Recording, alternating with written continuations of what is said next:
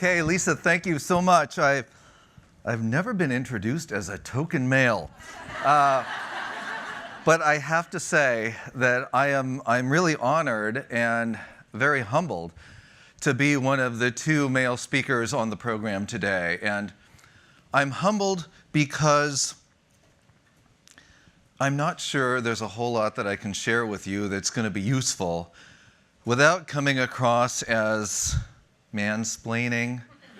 I mean, mansplaining is incredibly irritating, even to men, okay? But I do think that I might have a little bit of empathy because for the past 20 years, I've lived with 4 women. That's not what it sounds like. It's my wife, my 2 daughters, and my mother-in-law. 20 years with my mother, okay? Now, I cannot ever purport to know what it's like to be a woman in today's male-dominated society. I just can't. But I do know what it's like to be a Japanese-American man in a white male-dominated society. And that is what I want to share with you today. How to be on the outside looking in and trying to succeed in that dominant power structure. So as I share my story, hopefully it will spur you to think about your experiences and some of the things that you have done in your life to deal with this as well. And hopefully together we can all learn how to be more effective and more successful in this dominant power structure. So here's my story. I grew up down the road in San Jose, California. I didn't feel like I was different, but you know, it was a white middle-class suburb, and as you can tell by this picture, I looked kind of different. But I didn't feel different until one day, my mom made me my favorite snack for lunch, Japanese rice balls. And so I'm sitting there eating my rice balls with my friends, and they ask me, "Hey, Mike, what's that inside?" And inside a Japanese rice ball, at least the way my mom used to make it, are Japanese pickled vegetables.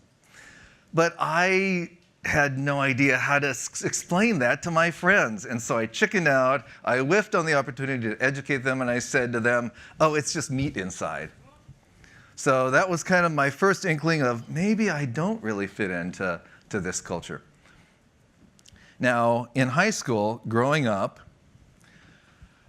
my wife says I was a late bloomer, okay? So in high school growing up, one of my most transformative experiences was going to Japan for the summer and living with a host family on an exchange program. And this was the year, like probably none of you remember this, but before Ancestry.com, okay, there was a thing called Roots.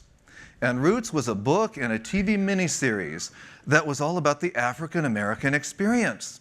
And the whole country got interested in this, and everybody wanted to figure out what were their roots. And so here I was in Japan, I was discovering my roots. It was amazing. And so I was sitting there with my host family at the beach one day, and this Japanese man walks up to us, and he started talking to me. And I listened, and I couldn't speak Japanese, right? I looked Japanese, I couldn't speak it. And I said to him the only Japanese word I know, which was, "Wakarimasen," I don't understand. And this guy looked at me like I was the village idiot. Like, what do you mean? You're Japanese, you don't understand. So I really didn't fit into Japan either. So I had that interest, though, in Japanese history. And so that's what I majored in at Berkeley. I studied Japanese history and psychology. And my dad, of course, he wanted me to study engineering because he was an engineer. But that's another part of the story. So graduated from Berkeley, got a job as a customs broker in this company, and they sent me to their Chicago office. And I'm really excited because guess what? My first job, I'm going to Chicago. All right, you know, I get to the Chicago office, I walk in, and you know what? I am the only person of color in the entire office. And I'm like, whoa. So what did I do? This book was a bestseller at the time. I tried to blend in. I dressed like this conservative, preppy guy. I went to Chicago Blackhawks hockey games, you know, and I tried to fit in. And it didn't really take. And I began to wonder, like, am I ever going to find my place? I mean, Chicago, Japan, San Jose. So I left that job, I went back to the Bay Area, and I joined something called the Asia Foundation here in San Francisco. And the Asia Foundation was amazing. For the first time, I felt like I fit in. I am actually here somewhere in the picture. You will never recognize me, but I'm in that picture. So at the Asia Foundation, they were interested in Asia. There were other Asian people working there. And you know what? I felt for the first time like I belonged. And it taught me the first lesson about how to be successful in this dominant culture, which is find your tribe. It was amazing. I found the group that I kind of could relate to. I fit in. It was great. The other great thing about the Asia Foundation, the president was a guy named Hayden Williams, right? White, male, very conservative. I always called him Dr. Williams. But he took an interest in me. He made me his executive assistant. He brought me into the board meetings. You know, he took me to Washington. I got to tell you, the first time I went to Washington was 30 years ago. And at that time, Washington was, there's really no other way to talk about it, Washington was a southern city. All of the service people, the cab drivers, you know, the bellmen, they were all African American. And I would walk down the street in Washington in those days and feel like people were looking at me. Like I'd walk down the street and the eyes were just boring into my back. That's how I felt. But it was okay, because I had Dr. Williams. Dr. Williams passed away this summer. He was 94 years old. And as I was thinking about how much he meant to me and my career, I realized the second lesson of being successful in this culture, which is have a great mentor. He was amazing to me. Now, it's a lot easier said than done, I know, because for women today, finding that mentor, it's kind of tricky. I will tell you that WCS has a mentorship program that they've just started that I was talking about. And yeah, check it out. Maybe, I mean, that can probably be helpful. Okay. So fast forward a couple of jobs, and I feel like, okay, I'm getting this. You know, I'm finding my tribe, I'm getting some mentors, and then all of a sudden, what happened to me? I hit a brick wall. I was reporting into a manager that wasn't really a very good mentor. In fact, he berated me in public. He criticized me. I don't want to say this lightly, he robbed me of my confidence. And if you've ever been in that kind of a situation, you know that when that happens, it impacts your entire, not only professional life, but personal life. And sometimes it can lead you into depression. And that's what happened to me. And in those times, I actually reached out to some colleagues. They were female colleagues, because I felt they could understand and empathize with me more than my male colleagues could. And you know what? They helped me. They helped me, and they helped me find my job at Levi's. And it's a corollary to my second lesson. It's not just mentors, it's those allies that you need who can help you in times of trouble. So at Levi's, I thought, great. Levi's, I joined, the culture is amazing. I had a great mentor. He brought me into his supply chain leadership team. This is the supply chain leadership team. I thought, cool, I'm getting there. But I realized as I sat in those meetings, they're all industrial engineers. They're supply chain people. What are they talking about? They're talking about vendor managed inventory. They're talking about product delivery times. They're talking about how you manage the vendors. I didn't know any of that stuff. I'm a liberal arts policy person. So I was again on the outside looking in, and I said, wow, how do I do this? It took me 4 years of just sitting in those meetings and trying to understand the business. So I finally remembered my lessons, and I said, oh, who are my allies? Actually, it was the head of HR there and the strategy person, who just so happened to be women. They became my allies. And I finally got the courage to speak up. And that is my third lesson. Like, getting that courage to actually speak up and get your voice heard. How did I do that?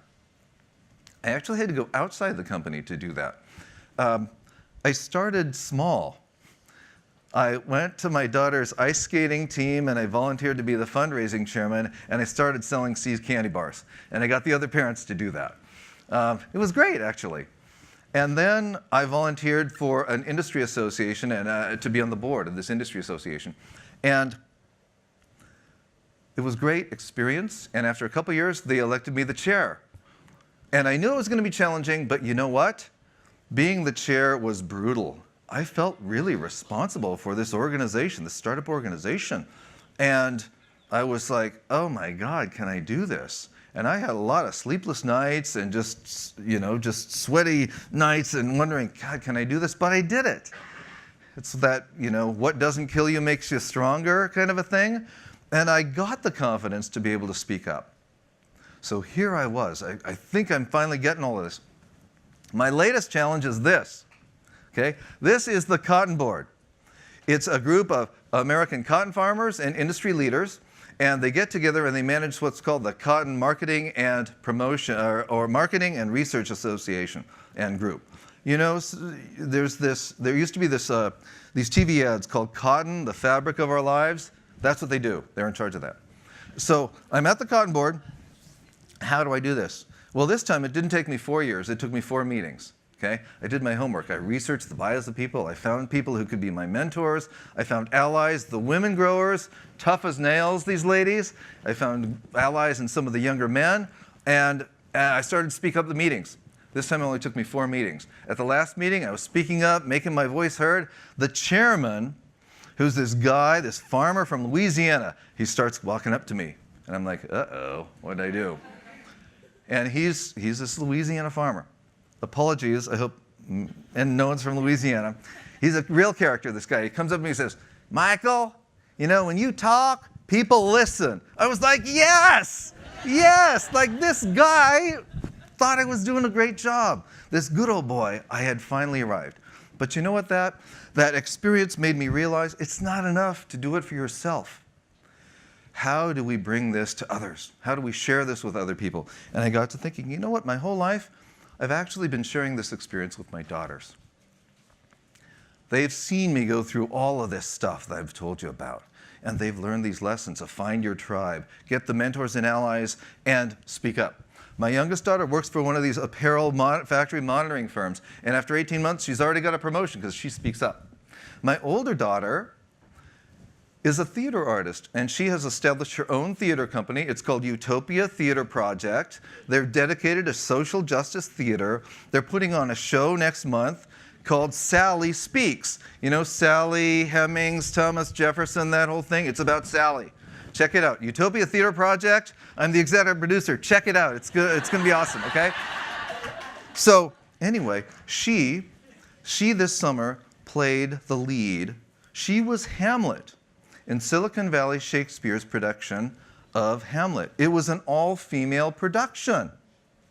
Check it out, all-female production of Hamlet. And this production is a metaphor for what I'm talking about. These powerful women got together, they found their tribe, they mentored each other, they had the courage to cast all women in a production that in Shakespeare's time would have had men playing the female roles, right? It's amazing. And what they did was they created their own dominant culture that is really making a powerful statement about what is possible. And that, ladies and gentlemen, is what I'm talking about. Thank you.